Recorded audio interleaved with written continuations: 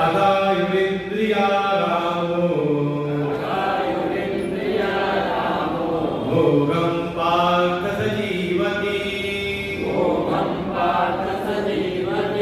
एवं प्रवर्तितं चक्रम् नानुवर्तयति हयः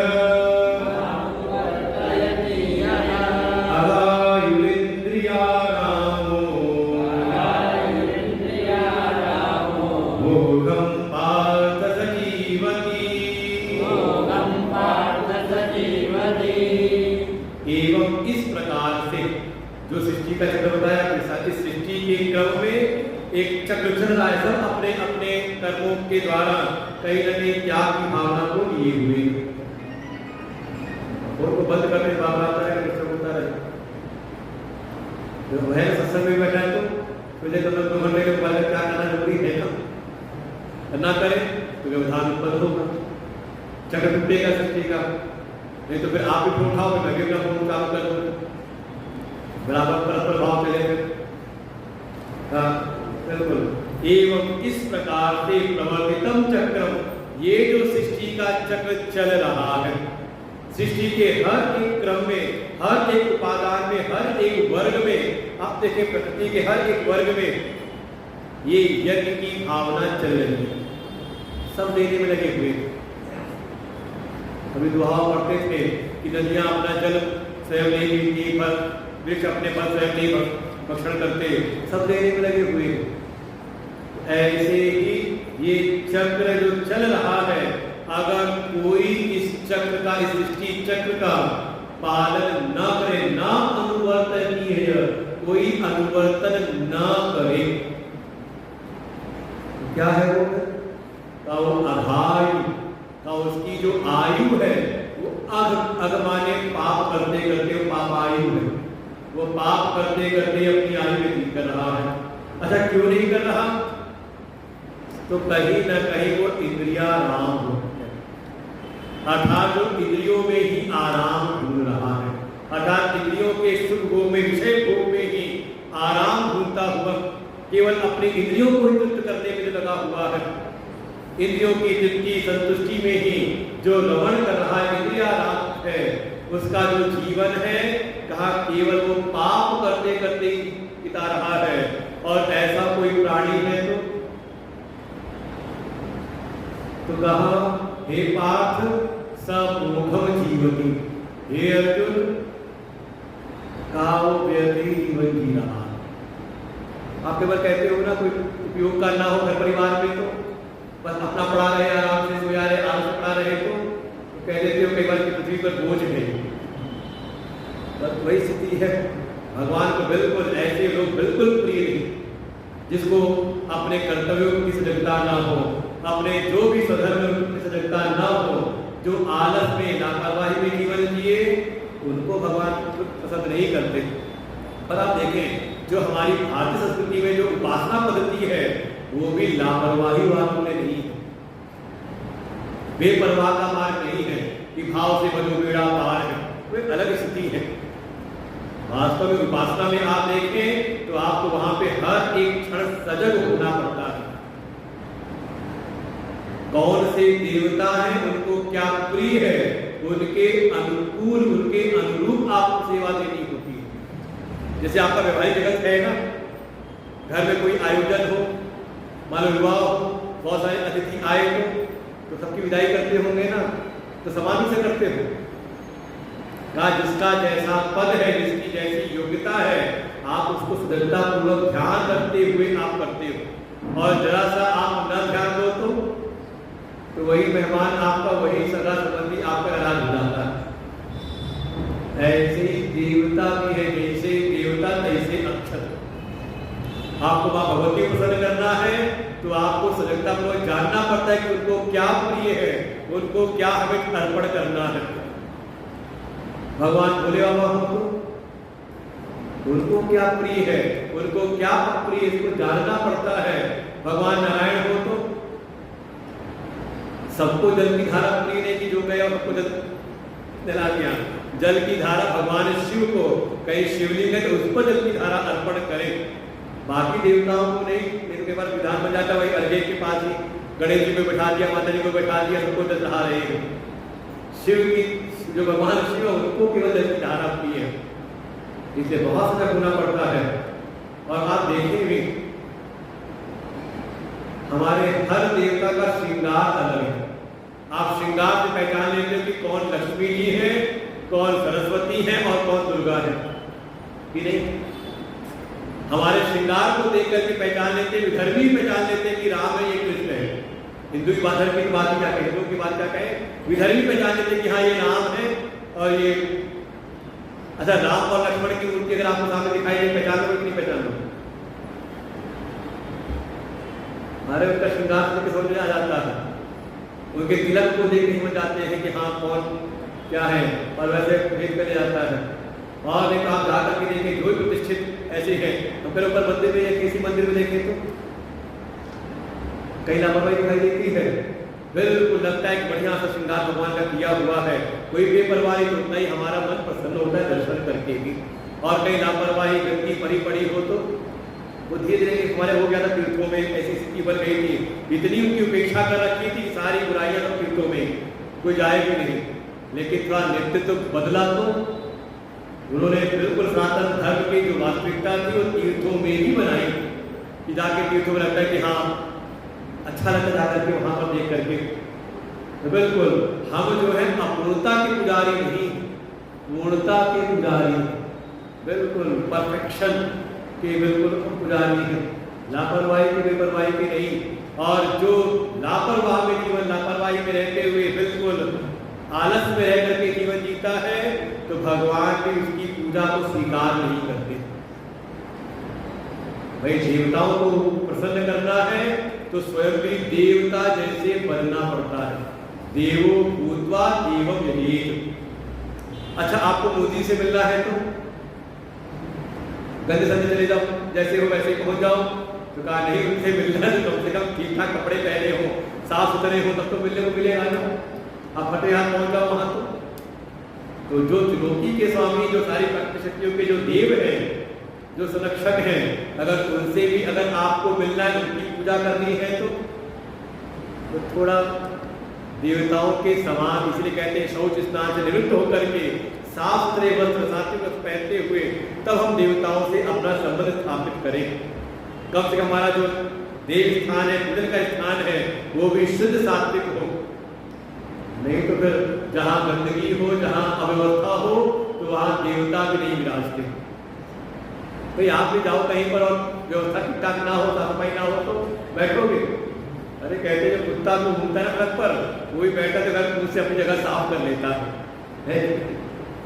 इसलिए सृष्टि में ये जो क्रम बना हुआ, सृष्टि का चक्र बना हुआ है, ये यज्ञ भावना के साथ जो कर्म, बड़ी सजगता विवेक के साथ में ये त्याग की भावना जो कर्म का चक्र बना हुआ है, कोई अगर उसका अनुवर्तन नहीं करता, क्यों नहीं करता?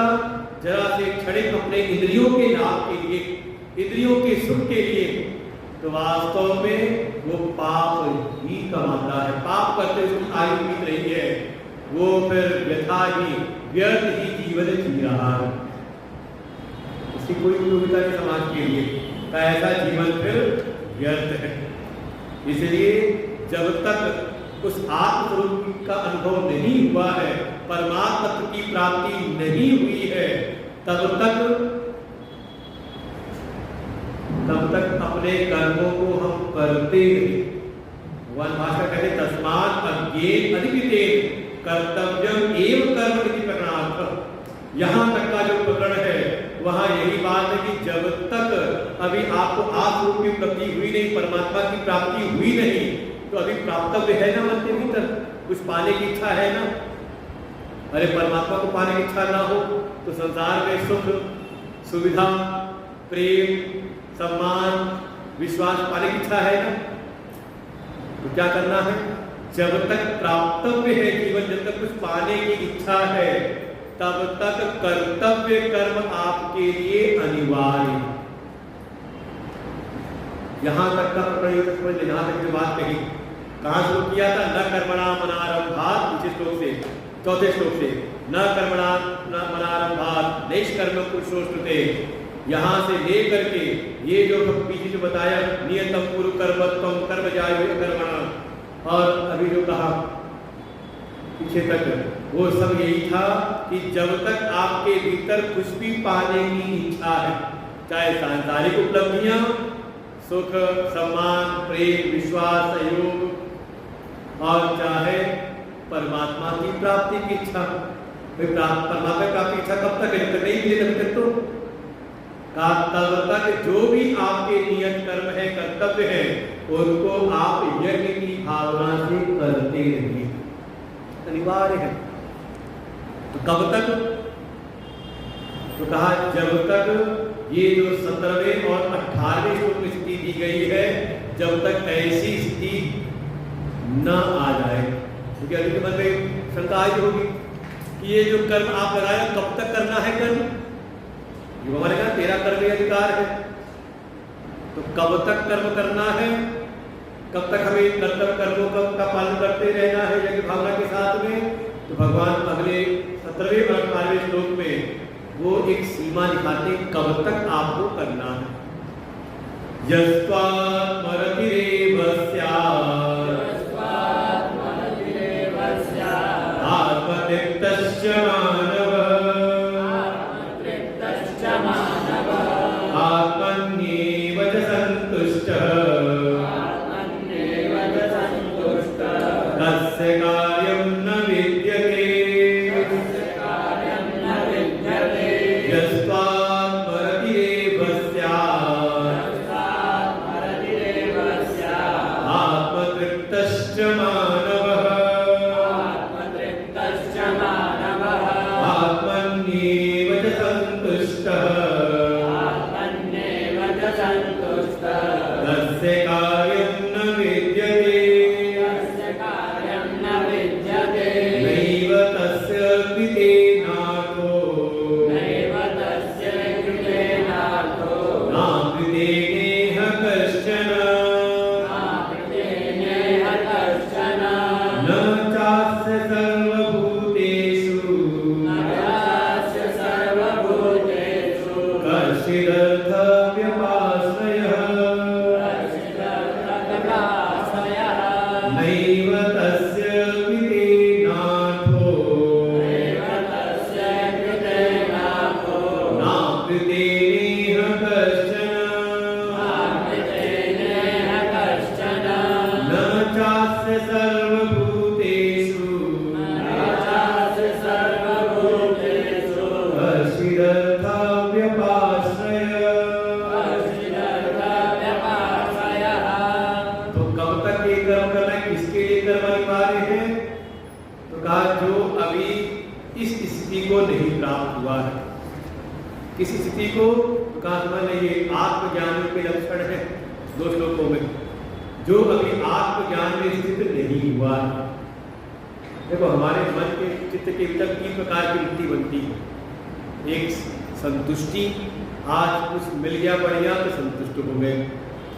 फिर संतुष्टि भी अपने मन लायक हो तो उसमें फिर हम रति करते हैं, रमण करते हैं। और फिर एक सीमा तक जब वो आपको पदार्थ प्राप्त हो तो आप उसमें तृप्ति का अनुभव करते हैं, है कि नहीं? जितनी भूख थी उससे ज्यादा भोजन मिल गया तो कहा आज भोजन करके संतुष्ट हो गए। लेकिन आपके मन लायक भोजन न मिला हो तो आप कहीं जाओ और आपको रोज इडली डोसा ही मिले, इडली डोसा खाओ, उत्तर भारतीय हो गए दक्षिण भारत में तो ठीक है, संतुष्टि तो मिले लेकिन वो रमण नहीं होता। जो चित्त को वो प्रेम, वो एक रति वाली स्थिति नहीं मिलती। मन में होता है वापस पहुंचे तो दाल रोटी चावल खाएं, उत्तर भारतीय हो। अच्छा मान लो कोई दक्षिण वाला यहाँ आ जाए तो वो ढूंढता इडली कहाँ मिलेगी, इडली सांभर कहाँ मिलेगा। क्या वो अपने मन मुताबिक कोई विषय है तो उसमें हम रमण करते हैं। भले जीवन चलाना है तो दूसरी चीज मिली संतुष्टि मिल जाती है, चलो पेट भर गया, मुझे ठीक ठाक मिल गया, लेकिन रमण नहीं होता। और मान लो मन मुताबिक मिल जाए लेकिन कहते ना कि मन भर के ना मिले तो तो ये तृप्ति की अनुभूति नहीं होती। तो ज्यादातर जब तक एक सामान्य जो एक व्यक्ति जो जिसको भी आत्मज्ञान निष्ठा नहीं हुई है, वो अपनी रति तृप्ति संतुष्टि के लिए आश्रय बनाता है संसार के विषयों को। जब तक आप संतुष्टि ढूंढ रहे हो बाहर के विषय में, अन्य आदि में, भोग पदार्थों में, फिर उसी में आप रमण भी कर रहे हो, रमण उसी में रति के लिए ढूंढ रहे हैं, और उसी बाहर के पदार्थों में आप तृप्ति का अनुभव ढूंढ रहे हो, तो समझ लें अभी आपको कर्म करना अनिवार्य है। लेकिन ये त्याग की भावना से कर्म करते करते एक ऐसी स्थिति आ जाए, अंतःकरण परम शुद्ध हुआ और किसी सद्गुरु कृपा से आपको अपने आत्म स्वरूप की जो पूर्ण स्वरूप है उसकी आपको अनुभूति हो गई। बिल्कुल ऐसी स्थिति आई, और जब अपने पूर्णता का अनुभव हुआ तो अब वो आत्म का अनुभव करते ही उसी में आपकी हो गई संतुष्टि। अब कुछ प्राप्त करना शेष रहा नहीं। अब इस आत्मा से बढ़कर के क्या पाना है? उसी में आपका रमण हो जाए, उसी में आपकी रति और उसी में आपकी तृप्ति। अर्थात ये तीनों जो वृत्तियां हैं, रति तृप्ति संतुष्टि, ये बाहर की ओर न जाए, बाहर के विषय में न जा करके अपने आत्मा में ही स्थित हो जाए। देखा यह तू आत्मरतिरेव स्यात्। कोई जो इसके अलग जो भी प्रकरण चल रहा था उससे अलग कोई ऐसा है, कोई विशिष्ट ऐसा व्यक्तित्व है जिसके भीतर अपने आत्म स्वरूप में ही उसकी रति है। देखो एक चित्र ढूंढता है, भीतर चीजें है ना, मन बुद्धि चित्र, तो एक चित्र रमण करने की जगह ढूंढता है, कोई रमणीय स्थान मिले, कोई रमणीय वस्तु मिले तो आलम्बन ढूंढता है वो का, जिसका चित्त रमण करने के लिए अपनी आत्मा के अतिरिक्त कहीं और ना जाए। अरे ध्यान लगे तो ध्यान में बिल्कुल ऐसी स्थिति आ जाती है, आंख खोलने का मन नहीं होता। अब भागवत में सुने जब ध्रुव जी को जब दर्शन हुआ तो पहले अपने भीतर हुआ है। देवर्षि नारद जैसा उपदेश किया था उसके अनुसार साधना करते हैं तो एक ऐसी स्थिति आई कि उनको अपने हृदय के भीतर ही परमात्मा की अनुभूति हुई। उसी में वो इतना एकाग्र हो गए, रति चित्त संतुष्टि ऐसी उनकी हुई कि स्वयं भगवान सामने बाहर खड़े हो जाते हैं, लेकिन ध्रुव जी नेत्र नहीं खोलते। भीतर वाला मिल जाता है ना, अनुभव हो जाता है तो आंख खोलने की इच्छा होती नहीं। तब भगवान ने अपना वेदमय शंख को उनके गालों पर स्पर्श कराया और जब आंखें खोली तो ध्रुव जी देखते जो भीतर थे वही बाहर उनको अनुभव होता है। ऐसी स्थिति अपने आत्म स्वरूप में, अपने ब्रह्म स्वरूप में ही जिसकी रति हो जाए, जिसका चित्त रति के लिए बाहर का आलंबन न ले बल्कि अपने स्वरूप में, कम से कम ध्यान की अवस्था में अच्छा लगे, बोझ ना लगे, अभ्यास करते करते ऐसा हो जाए। और कम से कम एक भाव तो हो ना, हम जबरदस्ती अपना संग दूसरे को देना चाहते हैं कि दूसरा हमारे संग में खुश रहे। अरे कभी अपने संग में खुद रह के देखो कि आप प्रसन्न होते हो कि नहीं होते हो। ध्यान स्थिति यही है, अपने आप में रहना, बिल्कुल अपने आप रूप में ही चित्त रमण करे। आत्मतृप्तश्च मानवः, वो जो यज्ञशील, जो प्रयत्नशील जो मनुष्य है, कोई यति, कोई साधक, कोई भक्त, उसकी जो तृप्ति है वो भी अपने आत्म स्वरूप में। ये मन ढूंढता है तृप्ति, मन के अनुसार मिल जाए, कहते आज हमारा मन तृप्त हो गया। ये मन तृप्ति के लिए बाहर के किसी विषय को आलंबन न बनाए, अपने आत्म स्वरूप में ही तृप्त रहे, अपने पूर्ण आत्म स्वरूप में ही। आत्मनि एव च संतुष्टः, और संतुष्टि के लिए ये बुद्धि का कार्य है। अपनी गणनाओं के रूप मिल जाए तो कहते लाभ हुआ, और उतना ना मिले तो कहते मैं संतुष्ट हुआ नहीं, हानि हो गई, नुकसान हो गया। वो कई किसी को अपने आश्रम का कार्य दिया कुछ ठेकेदार को, तो उसने अनुमान लगा लिया कि मुझे 5 लाख का फायदा होना है, और पूरा कार्य होने का जब पेमेंट की तो बड़ा निराश हो गया।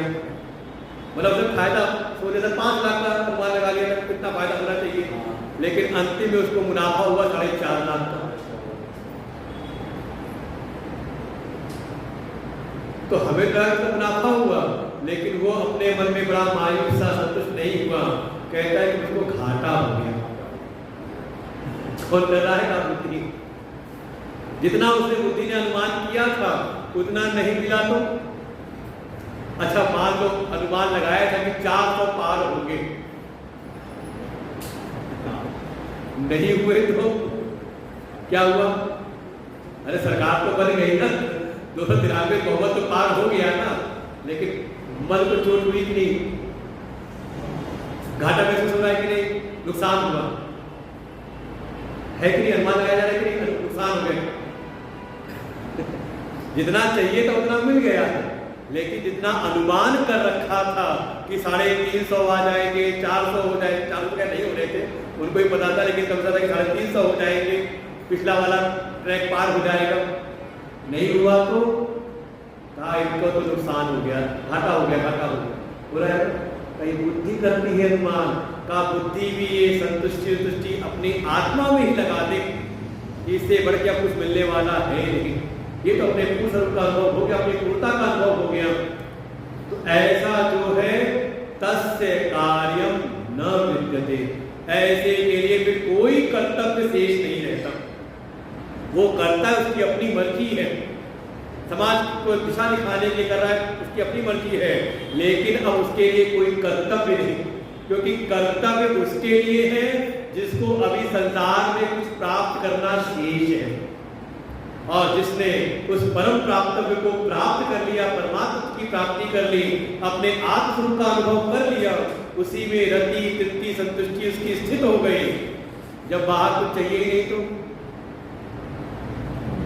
काहे का कर्तव्य का, उसके लिए कोई कर्तव्य की अनिवार्यता नहीं है, वो जो करता है वही दूसरों के लिए विधान बन जाता है, ताको वाणी वेद, फिर उसको जो बोलता है वही दूसरों के लिए शास्त्र बन जाता है, उसके लिए कोई विधि निषेध नहीं, लेकिन जो उस स्थिति को पहुंच चुका है उसके लिए क्यों है ऐसा?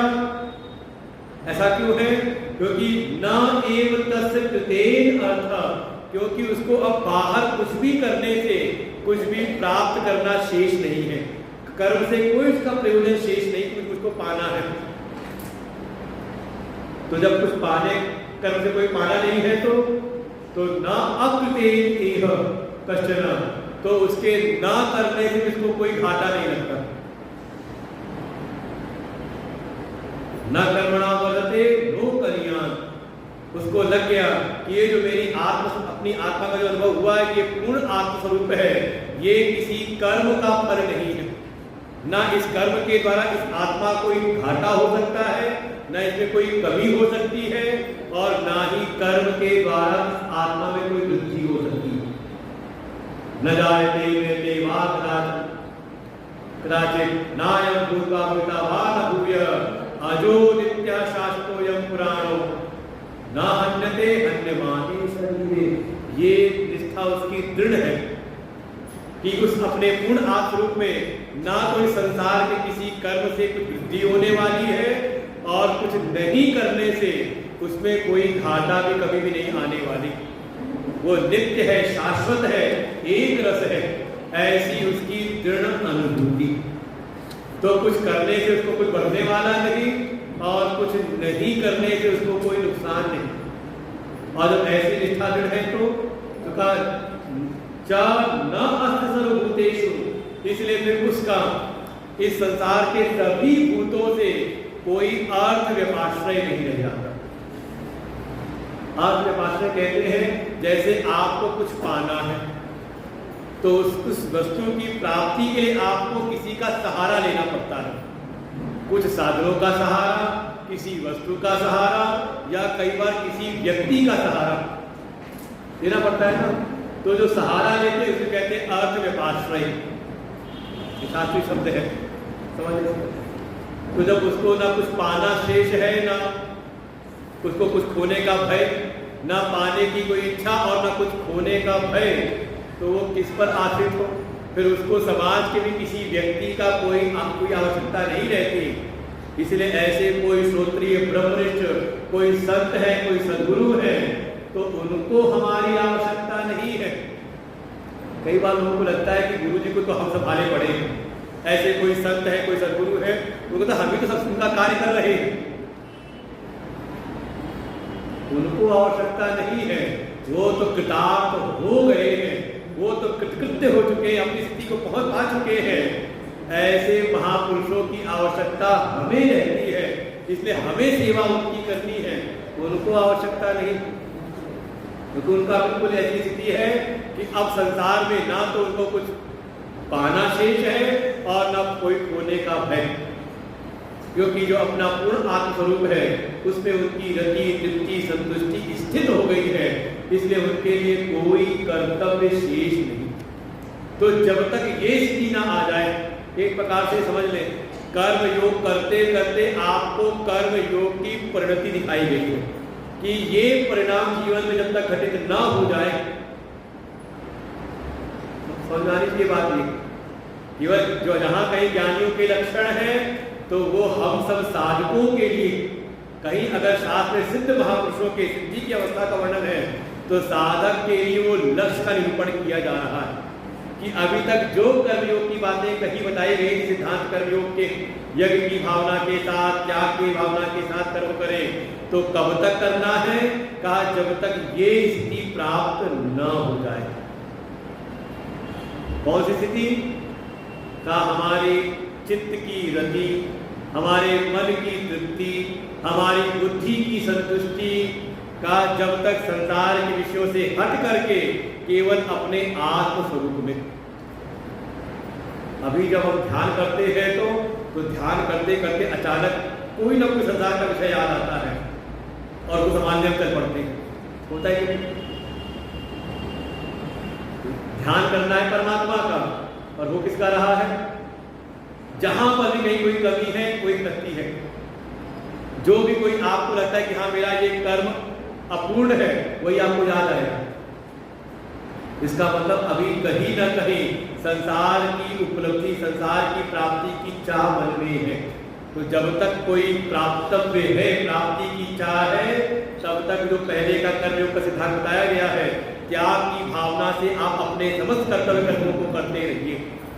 कर्मयोग का पालन अनिवार्य है जब तक ये रति तृप्ति संतुष्टि अपनी आत्मा में ही न स्थित हो जाए, ना इस संसार में आपके कर्मों का कोई प्राप्ति का कोई प्रयोजन रह जाए, और ना ही कुछ ना करने से। ये कई बार होता है, वो लगता है कि अगर हमने नहीं किया तो काम बिगड़ ना जाए, डर रहता है। अगर हम पूजा नहीं करेंगे, पूजा छूट गई तो कहता है छूट ना जाए, भी ना रह जाए कर्मों के। तो जब तक कुछ पाने की इच्छा और कुछ खोने का भय आपको लगा है तो तब तक आपको कर्म करना ही करना है।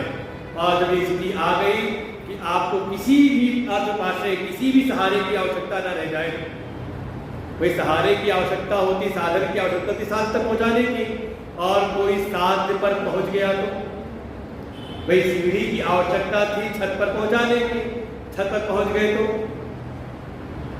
क्या जरूरत रही? अब अगर नीचे उतरना होगा तो जरूरत पड़ेगी। छत पर पहुंच गए, ऊपर पहुंच गए, नीचे नहीं उतरना है तो उठा ले जाएंगे, क्या करना है? लेकिन अगर अभी नीचे भी आना है, कोई जरूरत है तो आपको उन अर्थपाश्रय, उन सहारों की भी आवश्यकता है। तो जब तक ऐसी स्थिति ना हो जाए कि आपको बिल्कुल ना कुछ पाने की इच्छा बाहर जगत में और ना जगत की कुछ खोने का डर, किसी भी सहारे की आपको आवश्यकता न रह जाए, अर्थात केवल अपने आत्म की स्थिति ना हो जाए, तब तक आपको कर्म करना ही करना है। इसलिए भगवान पुनः उसी बात को लेकर के आ रहे हैं जो 8वें और 9वें श्लोक में कहा था ना, पीछे 7वें 8वें 9वें श्लोक में नियतम कुरु कर्मत्वम, 8वें श्लोक में नियतम कुरु कर्मत्वम कर्म जायो कर्मणः, फिर कहा था तदर्थम 9वें श्लोक में तदर्थम कर्म कौन्तेय मुक्त संग समाचर।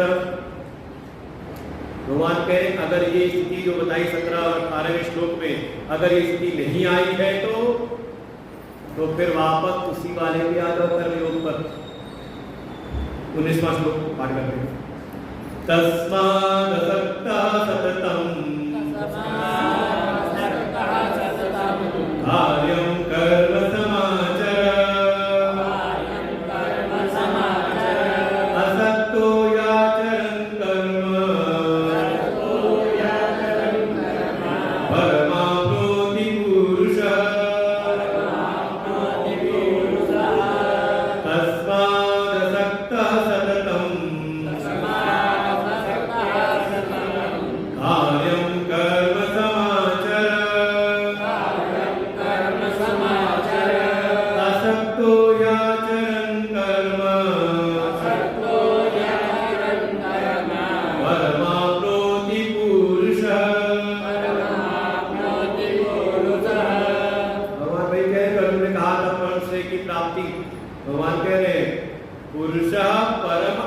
आपनोति, का वो पुरुष, वो मनुष्य उस परम स्थिति को, परम श्रेय की स्थिति को आपनोति, का वो स्वतः ही प्राप्त कर लेता है।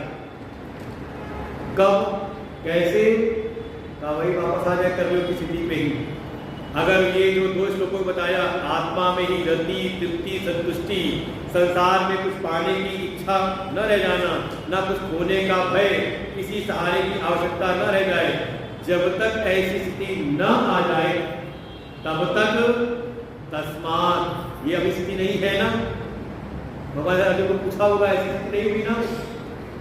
भगवान ने कहा अगर नहीं है तो इसलिए, तस्मात् माने एक प्रकार से अनुसंधान कर रहे हैं, निष्कर्ष, इसलिए असक्त, असक्त होकर के, पुराने शब्द आ रहे हैं, मुक्त संगम, कर्मयोगम असक्त सविशिष्यते, पुराना वही है, 7वें, 8वें और 9 श्लोकों में बताई थी बातें, उन तीनों श्लोकों को एक में समाहित कर दिया। असक्त सततम कार्यम कर्म समाचरम, इसलिए हे अर्जुन, हे समस्त जगत के प्राणियों, जो भी आपके कार्यम कर्म, कार्य माने जो भी आपके कर्तव्य कर्म है, जो भी आपके नियत कर्म है, वही 4 कर्म, नित्य, नैमित्तिक, उपासना, प्रायश्चित, ये जो 4 तो कल नहीं सुनेगा तो सुना, और इसलिए कहते हैं गीता जी वो नहीं कि आधा सुना आधा समझा, बिल्कुल क्रम चलता है। जब ये क्या थे, आपको नियत कर्म बताए गए थे। नियत मतलब जो आपको करने ही चाहिए, जो किसी फल के लिए नहीं होते। ऐसे जो भी आपके नित्य कर्म है, कोई निमित्त पड़ा तो नैमित्तिक कर्म है, जो आपकी उपासना है, अगर उपासना भगवान को पाने के लिए है तो उपासना नहीं है, जो काम करने चले गए, और अगर कोई भूल चूक हो गई तो उसके लिए प्रायश्चित। ये जो हमारे हैं नित्य, नैमित्तिक, प्रायश्चित, उपासना, ये हमारे जो करने ही चाहिए हमें, ऐसे जो कर्म हैं इनको सतत नियमित करते रहे। कैसे? असक्त और समाचरम, या 9वें श्लोक में मुक्त संग समाचरम, भगवान छोड़ते हैं, बिल्कुल इस बात को ध्यान रखें। मुक्त संग अर्थात जो ये आपके कर्तव्य कर्म है, इनमें अपने संकल्पों का त्याग करके, अपनी इच्छाओं को अपने स्वार्थ से काररहित होकर के, अपने संकल्पों को किसी पूज्य, किसी श्रद्धेय, किसी आदरणीय के संकल्पों में विलय करते हुए, यज्ञ की भावना के साथ में आप अपने कर्तव्य कर्मों को करते रहे, और सावधानी पूर्वक, सजगता पूर्वक, समाचरण, सम्यक आचरण करें। वो जो बताया था वैसा ना हो कि जब हम अपने लिए करते तो बड़े सजग रहते हैं, और जब दुनिया के लिए करते हैं तो, समाज कार्य के लिए करते हैं, भगवत कार्य के लिए करते तो लापरवाह हो जाते, जितने में काम चल जाए। वैसे नहीं, जैसे आप अपने लिए कर रहे थे बिल्कुल सजग होकर के, बढ़िया से बढ़िया, ऐसे ही जब आप यज्ञ की भावना से कर्म करें, त्याग की भावना से, दूसरों के लिए, श्रेष्ठ के लिए कर्म करें, तो वो भी आप फिर सम्यक आचरण करें, जैसा करना चाहिए वैसा ही करें, लापरवाही के साथ में नहीं, बिल्कुल सजग होकर के। और ऐसा करेंगे तो असक्तो ही आचरण कर्म, जब ऐसे आसक्ति से रहित होकर के जब कोई इन कर्मों का आचरण करता है तो परम आपनोति पुरुष, वो मनुष्य उस परम स्थिति को प्राप्त कर लेता है। भगवान कहते हैं मोक्ष की प्राप्ति, परम माने मोक्ष। कैसे? का सत शुद्धि द्वारे इति अर्थ, का इन कर्म योग की भावना के साथ में, त्याग की भावना के साथ, यज्ञ की भावना से अपने कर्तव्य कर्मों को करते हुए उसका अंतःकरण शुद्ध होता है, उसमें ज्ञान निष्ठा की पात्रता आती है, और किसी सद्गुरु की कृपा से जब उसको अपने आत्म स्वरूप का ज्ञान मिलता है, आत्म की अनुभूति होती है, तो वो भी वो परम श्रेय को प्राप्त कर लेता है। अर्थात इस भव सागर से जीवन रहते रहते ही मुक्त हो जाता है। कोई हुआ है कभी जो बातें बता रहे हो, कोई हुआ है ऐसा? तो भगवान कहते हैं हाँ हुए हैं, दृष्टांत देते हैं अगले श्लोक में। मुझे तो दृष्टांत ना दो, मन मानने को तैयार नहीं होता, कहीं कोई ऐसा किया किसी ने? भगवान कहते हैं हाँ हाँ चिंता ना करो, हुए हैं। तो अगला श्लोक है 20वां श्लोक, कर्मणैव हि संसिद्धिम् कर्मणैव हि संसिद्धिम् आस्थिता जनकादयः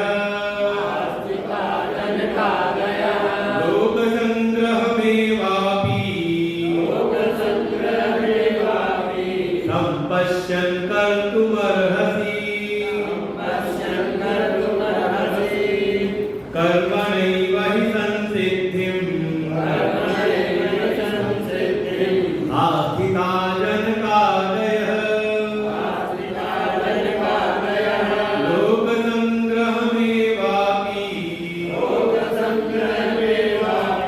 संपश्यन् कर्तुमर्हसि।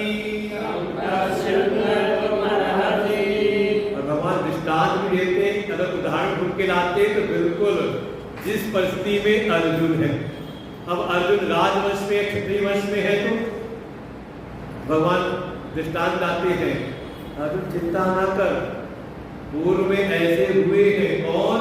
कहा जनक आदय, जनक आदि ऐसे बहुत सारे क्षत्रिय राजा हुए हैं।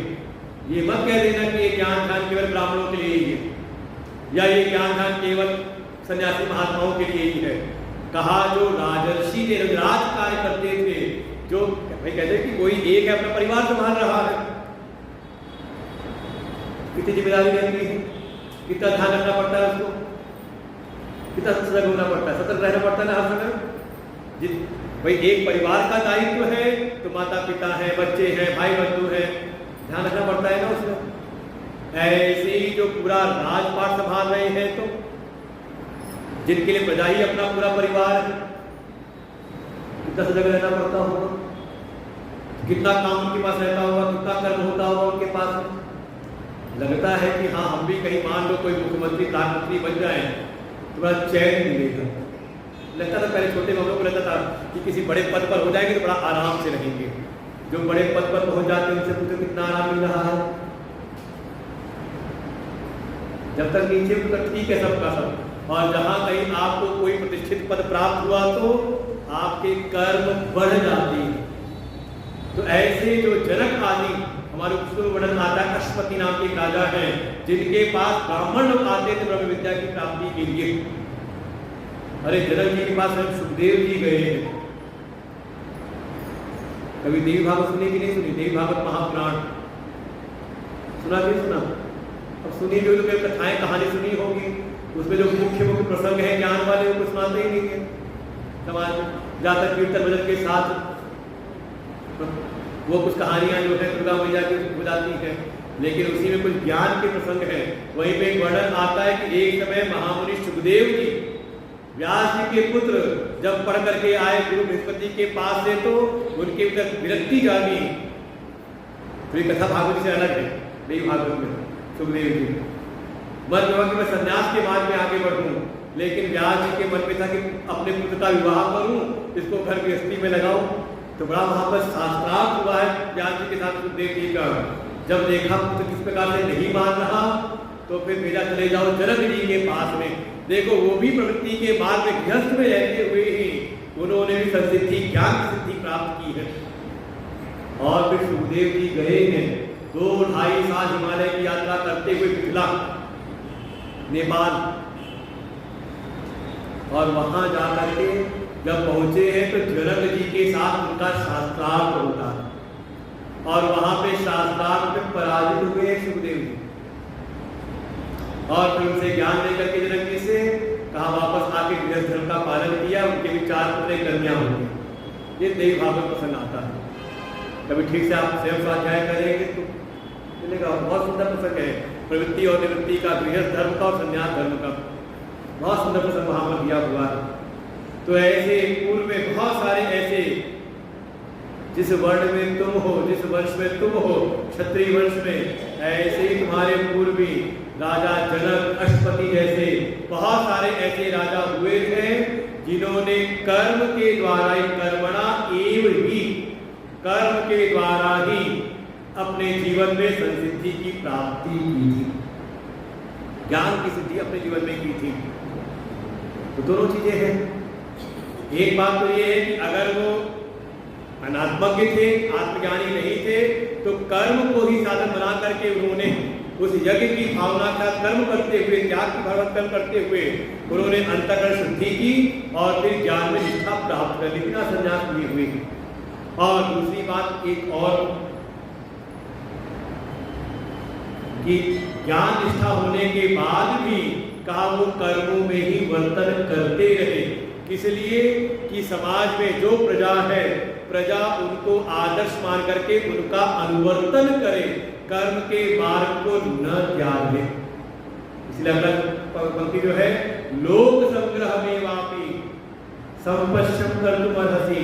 हे अर्जुन, जैसे राजा जनक आदि हैं, उन्होंने भी कर्म के द्वारा ही सिद्धि प्राप्त की और वो ज्ञान की सिद्धि प्राप्त होने के बाद भी कहा वो कर्मों का अनुवर्तन करते रहे। इसलिए कहा लोक संग्रह के लिए। लोक संग्रह शब्द काफी प्रचलित है, लोगों को इकट्ठा करने के लिए। लोक संग्रह का मतलब लोगों को इकट्ठा करना नहीं। लोक संग्रह का तात्पर्य है कि समाज के लोगों की जो प्रवृत्ति है वो उन्मार्ग में ना हो जाए, गलत मार्ग में ना हो जाए, वो सही मार्ग पर चलते रहे। इसलिए भी जो आदर्श पुरुष हैं, जो राजपुरुष हैं, वो भी अपने जीवन में कर्मों का पालन करते रहते थे, जिससे कि उनको देख करके जो उनकी प्रजा है वो भी सन्मार्ग का अनुवर्तन करे, इस श्रेष्ठ कर्म के मार्ग का वो अनुवर्तन करे, उस कर्म के मार्ग को त्यागे न। और देखो ये होता है, आगे भी अगला श्लोक इसी बात पर है। लोक संग्रह का कार्य अभी 7-8 साल पहले हमारे तीर्थों में इतनी भीड़ नहीं होती जितनी इस समय हो रही है। उत्तराखंड वाले बैठे हुए हैं, केदारनाथ बद्रीनाथ में इतनी भीड़ कभी देखी थी? अरे कम से कम चलो मई जून में थोड़ी भीड़ भी हो, आप चले जाओ सितंबर अक्टूबर में जाओ तो बिल्कुल आप गर्मी में जाके केदारनाथ में आराम से आप अभिषेक कर लो, बद्रीनाथ में आराम से जाके आप दर्शन कर सकते थे। लेकिन अब मई जून क्या है, सितंबर अक्टूबर भी आपको वहां जगह नहीं मिलती। हमने नेपाल जाके देखा, काठमांडू इतनी भीड़ वहां हो गई। और काठमांडू से भी एक कठिन रास्ता आगे है मुक्तिनाथ का, भगवान नारायण का मंदिर है। हम 4-5-6 साल पहले गए थे तो वहां पे गिनती के कुल ऊपर वहां के लोगों को छोड़ के बाहर के 20-25 लोग थे। और अभी हम पिछले साल गए तो वहां देखिए बिल्कुल मेला लगा हुआ था लोगों का वहां पर। बहुत कठिन वहां का है वो, बहुत ठंड रहती है वहां पर, मतलब बर्फ जमी रहती है हर समय वहां पर भी पता चला इतनी भीड़। कहाँ पिछले साल आपके मोदी जी आए थे ना, प्रधानमंत्री आए थे, तब से भीड़ ज्यादा बढ़ गई। जो प्रभाव पड़ता है, जब पहले क्या था, पहले जो नेतृत्व था, जो शासक थे, उनकी उतनी रुचि नहीं थी धर्म के प्रति, तो धीरे धीरे जो प्रजा थी वो भी धर्म से विमुख हो रही थी। लेकिन राजा आ गया धार्मिक, तो धर्म को मानने वाला, धर्म का पालन करने वाला। अब बार बार हम देख रहे हैं कि वो जा रहा है कहीं केदारनाथ की गुफा में, वो गुफा कोई जानता ही नहीं था। अब वहां भीड़ लगी रहती, लाइन लगी रहती गुफा के दर्शन करने के लिए। और लगता है वही हाल हो जाएगा, rock memorial, Vivekananda rock memorial का हाल हो जाएगा। अभी कोई जाता नहीं वहां पर, अब वहां लाइन लगेगी। वहां पर क्या हुआ, कहा राजा जो जिस धर्म का, जिस मार्ग का अनुसरण करता है, प्रजा भी देखा देखी उसी मार्ग पर चलने लगती है। इसलिए जो भी आदर्श लोग हैं उनको कम से कम, ठीक है सिद्धि की प्राप्ति हो भी गई हो, उसके बाद भी कहा अपने नीचे जो आपको अपने आदर्श रूप में देख रहे हैं उनको सही मार्ग में लगाए रखने के लिए कहा उनको अपने कर्तव्य कर्मों को करते रहना चाहिए। क्यों करना चाहिए? तो अगला श्लोक है, यद यदाचरति श्रेष्ठः तत्तदेवेतरो जनः स यत् प्रमाणं कुरुते लोकस्तदनुवर्तते। यद यदाचरति श्रेष्ठः तत्तदेवेतरो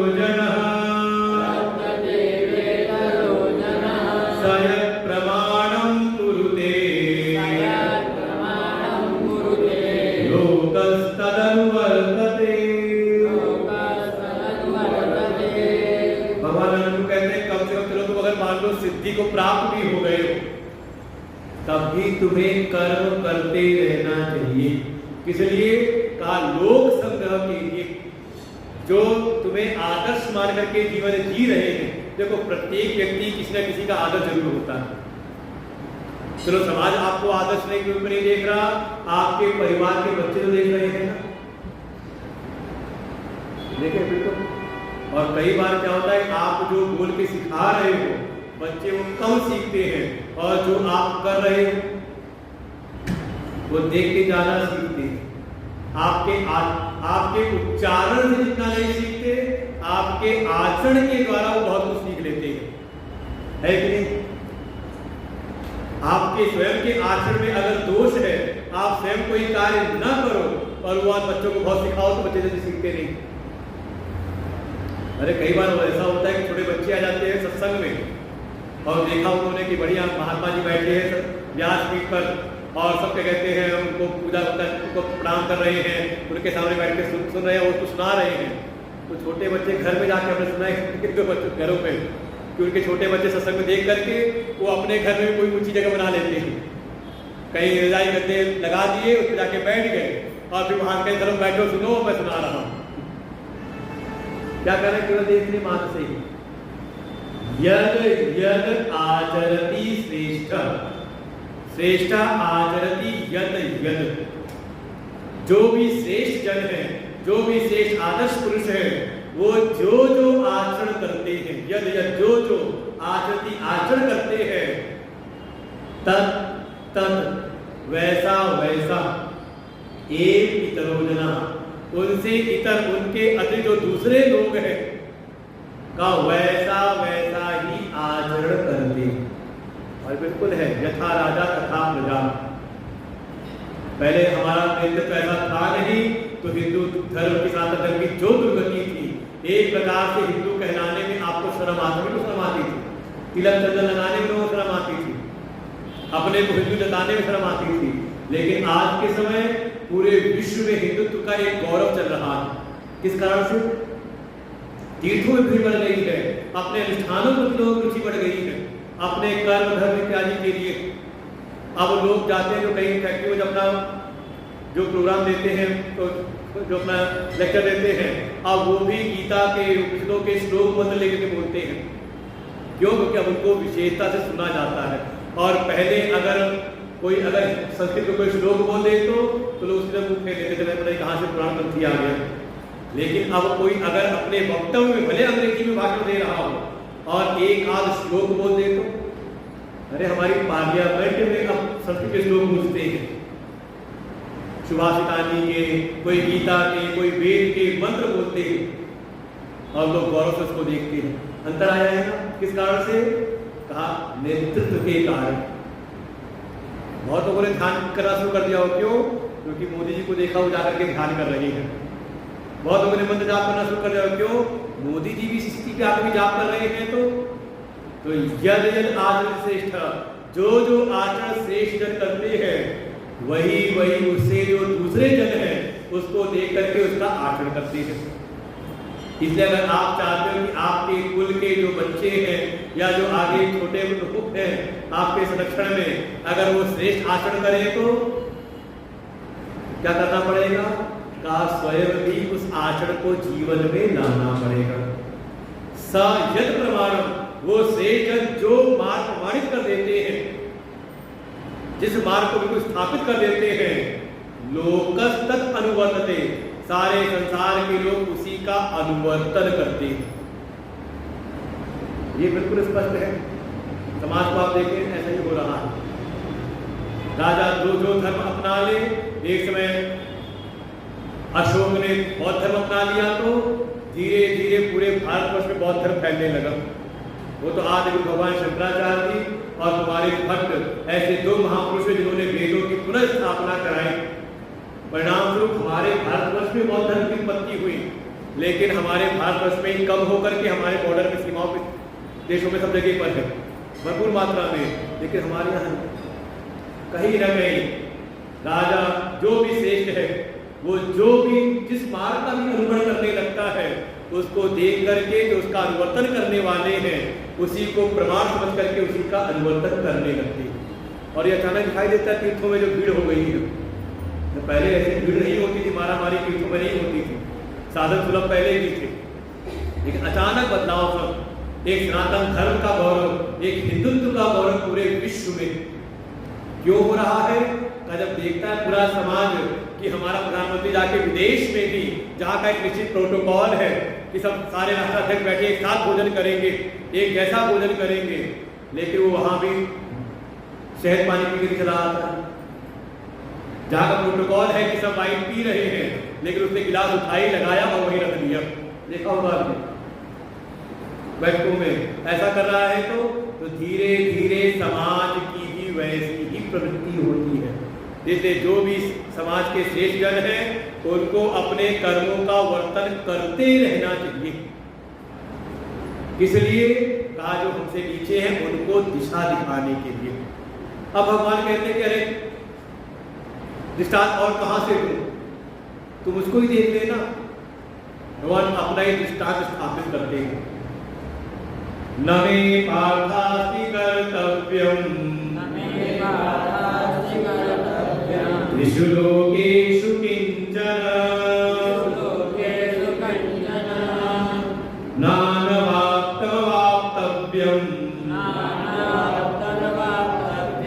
वर्त एव च कर्मणि न मे पार्थास्ति कर्तव्यम् त्रिषु लोकेषु किंचन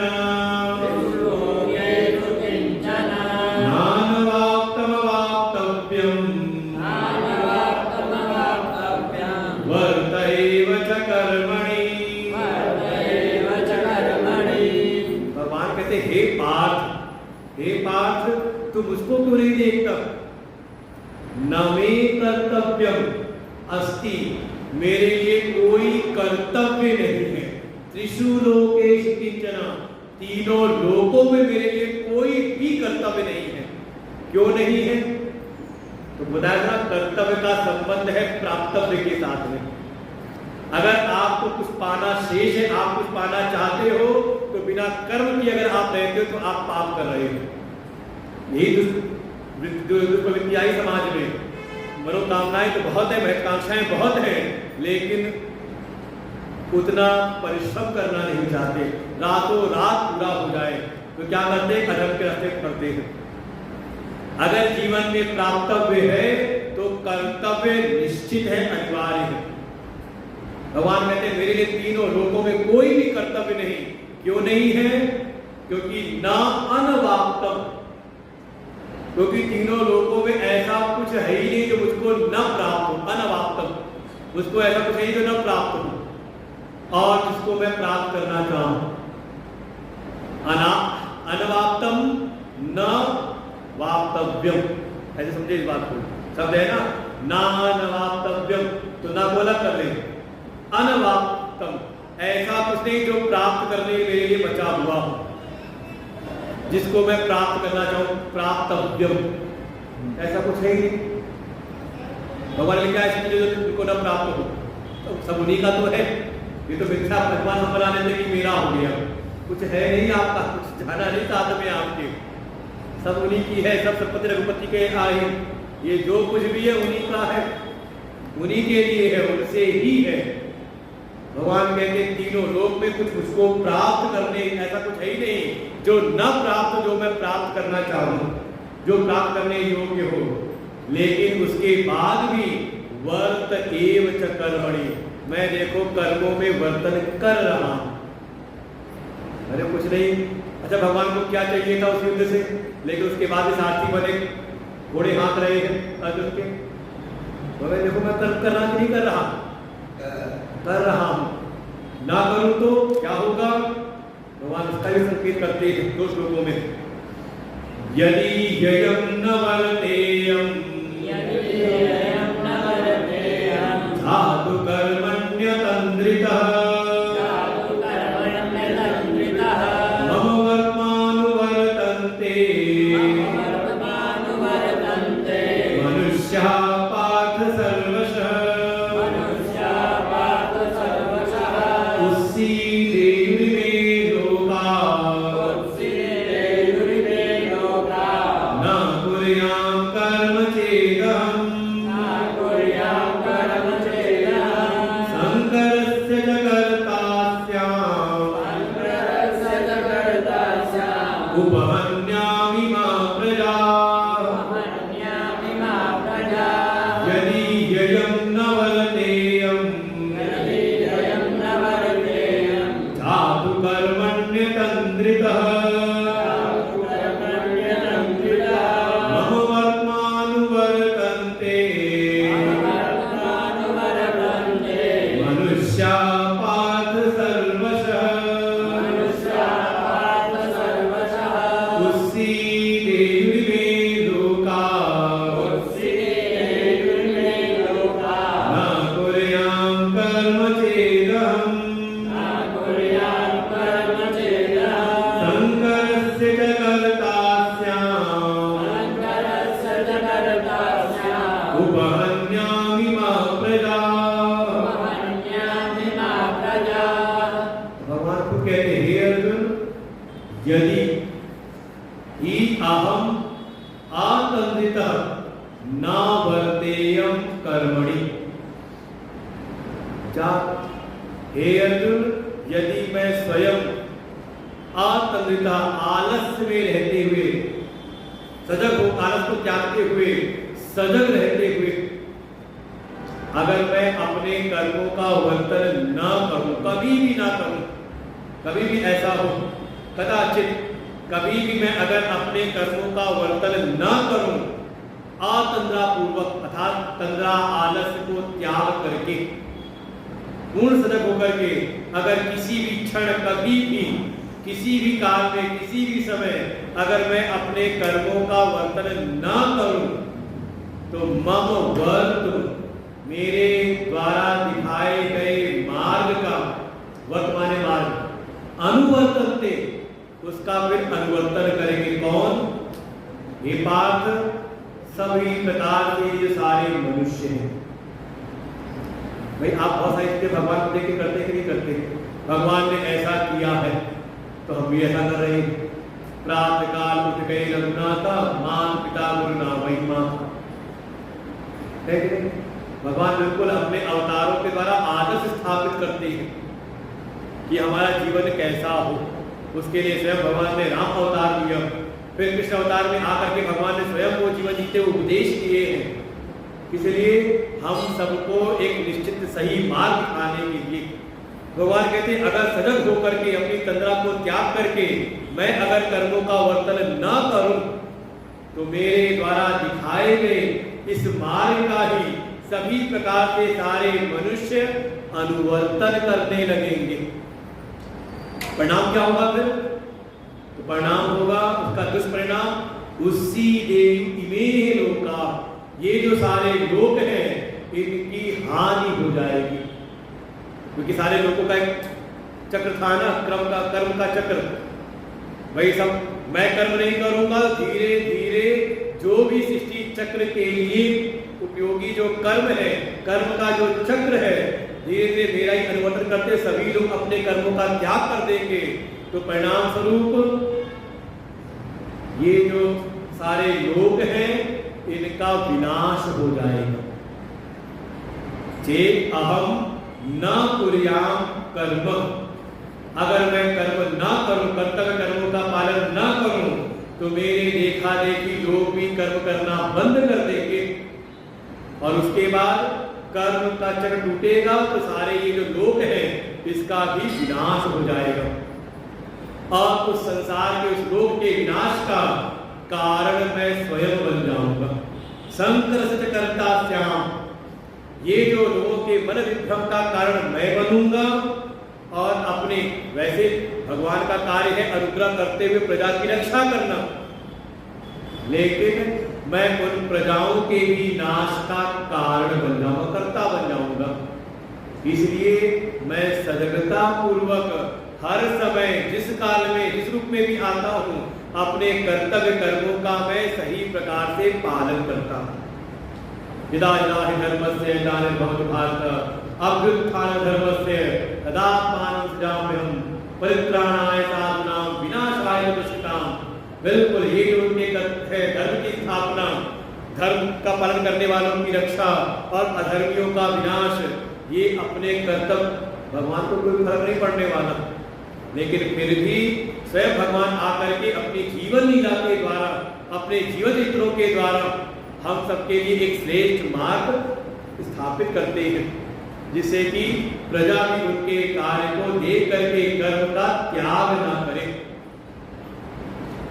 इसलिए भगवान अब आगे जो सिद्धि को प्राप्त हो चुके हैं, जो ज्ञान की अवस्था प्राप्त कर चुके हैं, उनके लिए 2 श्लोकों में एक आदेश दे दिए कि अगर कोई ज्ञान की प्राप्ति कर भी ले, चलो वो कृतकृत्य हो गया, उसकी रति तृप्ति संतुष्टि अपने आत्मस्वरूप में हो गई है, लेकिन अगर वो समाज के बीच में रह रहा है तो उसको भी सामाजिक मर्यादाओं का पालन करते रहना चाहिए, कर्मों को उसी प्रकार से करना चाहिए जैसे अज्ञानी लोग कर रहे हैं, बस थोड़ा भीतर संभाल करके।